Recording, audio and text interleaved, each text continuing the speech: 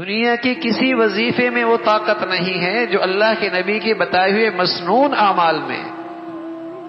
مسنون دعائیں صبح کی، مسنون دعائیں شام کی، آپ علیہ الصلوۃ والسلام نے اپنے گھر والوں کو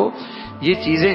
سکھائی ہیں تاکہ فتنوں سے محفوظ ہو جائیں، اور ساتھ ہی آپ اپنے گھر والوں کے لیے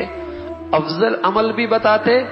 اور آسان عمل بھی بتاتے، آسان بھی ہوتا افضل بھی ہوتا۔ آپ کی ایک اہلیہ، آپ گھر سے نکلے تو وہ ذکر میں بیٹھی ہوئی تھی،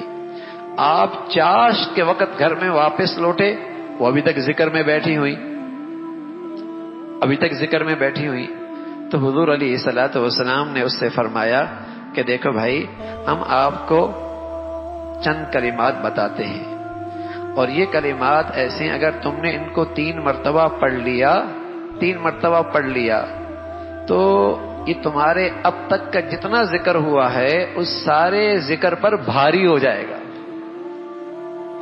آسان بھی افضل بھی، تھوڑا بھی بڑھیا بھی۔ تم تو صبح سویرے سے بیٹھی ہو، چاشت ہو گئے، ہم تمہیں چند کلمات بتاتے ہیں، 3 مرتبہ پڑھ لو گی،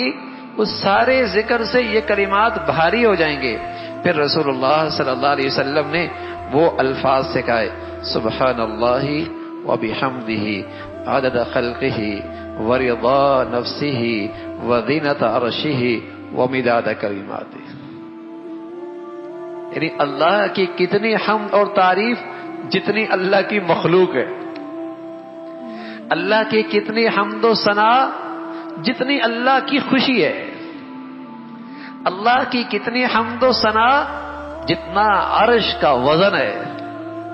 اور اللہ کی حمد و ثنا کتنی جتنا اللہ کی تعریف کے کلمات ہیں۔ سبحان اللہ، کیا خوبصورت جامع کلمات ہیں، آسان بھی اور بھاری بھرکم بھی اور وزنی بھی، افضل بھی۔ سبحان اللہ وبحمدہ عدد خلقہ وزینۃ عرشہ ورضا نفسہ ومداد کلماتہ۔ اور ایک روایت میں فرمایا، اللہم لا نحصی ثناء علیک انت کما اثنیت علی نفسک، اللہ میں تو تیری تعریف کر ہی نہیں سکتا، بس تیری تعریف ایسی جیسی تو چاہتا ہے، تیری تعریف ایسی جیسے آپ چاہتے ہیں۔ تو یہ گھر والوں کو دین سکھایا جا رہا، نیکی کی ترغیب دی جا رہی، نیکی پہ لایا جا رہا۔ اور بھائی جب گھر کے بڑے نیکی پہ آئیں گے تو بتائیے بچوں پر، بچیوں پر خود بخود اس کے اثرات پڑیں گے، اور ایک نسل بنے گی، ایک معاشرہ بنے گا، ایک سوسائٹی بنے گی، ایک قوم بنے گی، دنیا بنے گی، آخرت سنورے گی۔ اللہ رب العزت ہمیں گھروں کا ماحول نیکی پہ کھڑا کرنے کی توفیق نصیب